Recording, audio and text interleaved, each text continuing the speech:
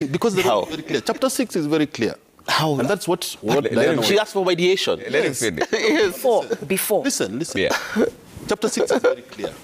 When you can no longer have dignity, you can no longer bring dignity to the office that you serve, it is very clear, step aside. And that is the problem that we have in this country. And that is what we need to resolve. Because if today, for instance, let's take, for example, you are discovered to be a violent person. You beat your wife, and it leaks to the public.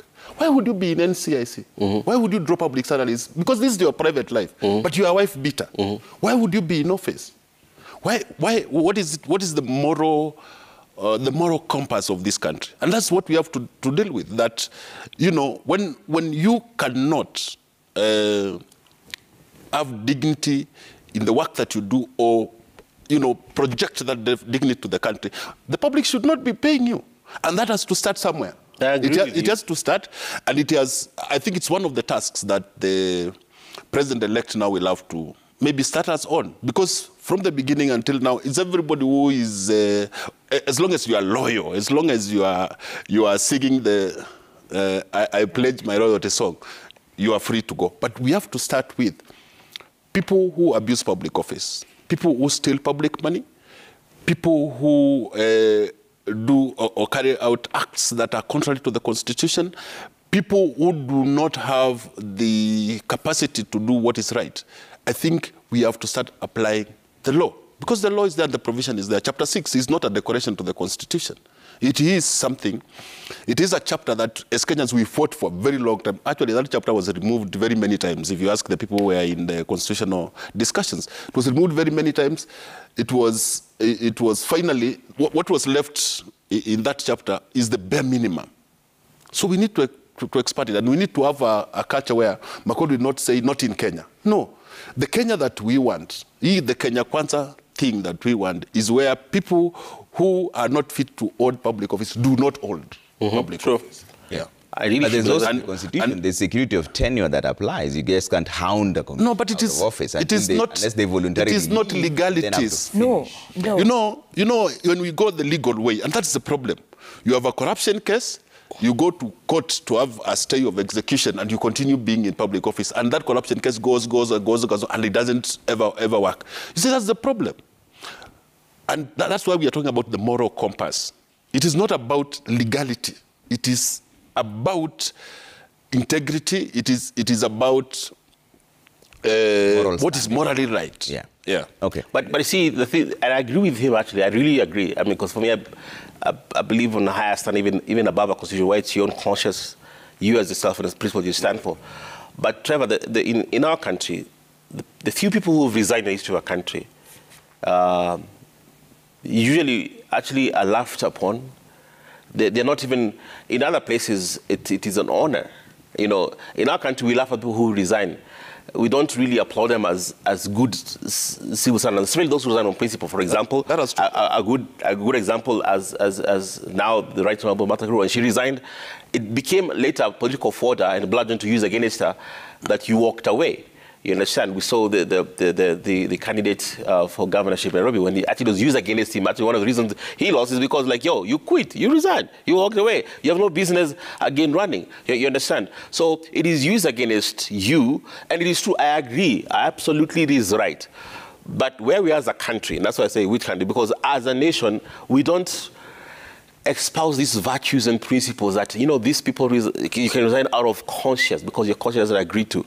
So now that's why we'll go Trevor's way, which says, well, the law gives you tenure and you can stay there and continue staying there. But it's not so much now even the government itself. I think as a people, what I'm saying this is as a people, as Kenyans, we need to look at ourselves, the psyche of our nation. Where are we in terms of morality? Yeah. Because if you look at that, then we will actually, it will not be something you look down to be resigned. Actually, you applauded, like, you know what, you stood for principle because you couldn't get along, or something was wrong, or even you was your own failure. So, you know what, I can't do this anymore. Yeah. I am resigning officially. But Diana, what we're talking about in terms of the resignation, it should also come with some level of action, so that if I leave a position, there's some level of dissecting under the reasons why I left, and those reasons should be fixed. It's not just about you leaving based on your morality and then everything goes south, and the same person who comes after you meets the same issues that you went through that made you resign? Shouldn't there be a follow-through of some sorts? Because that resignation itself is a protest. It's the most public protest that something is not right here, yes, and it needs to be fixed. Yes, definitely. One, Chapter 6 is ethical leadership. Ethical leadership. When you're feeling conflicted in any way about the office you hold, ethical leadership should be you do not waste Kenyan resources on long inquiries, impeachment processes. You step aside and retain the dignity.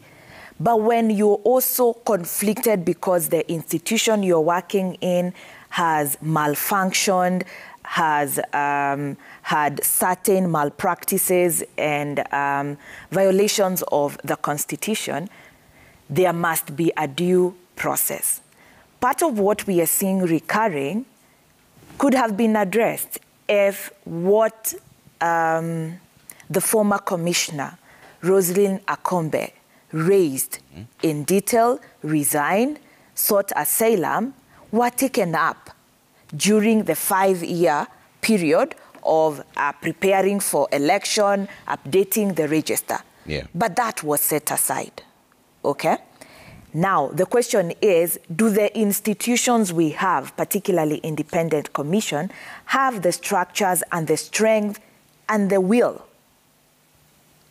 to do concrete, solid reflections and implement? IEBC had such a good opportunity because after the last election, 4 commissioners, some resigned. Did they all resign? I think so. All of them resigned with reasons. A point of reflection. By the time the other 4 came in, what changed? There were major opportunities in the top leadership. The directors, the CEO, and the deputy CEO. A very good point of reflection. There was the KPMG audit. Yeah. All that was not laid out. But sometimes I worry that we are too subscriptional. We subscribe everything. These are things that if we understood why we have leadership and integrity, all institutions, the minute a commissioner resigns in NCIC and raises fundamental question, the business of that commission must be first to ensure they resolve that internally and regain the honor, the dignity, and the confidence of that office. I don't think it needs to be written to that level of detail. Okay. It is most importantly the will to do the right thing and to adhere to Chapter 6, which is lacking. Right. And it comes, I think, from the appointment process.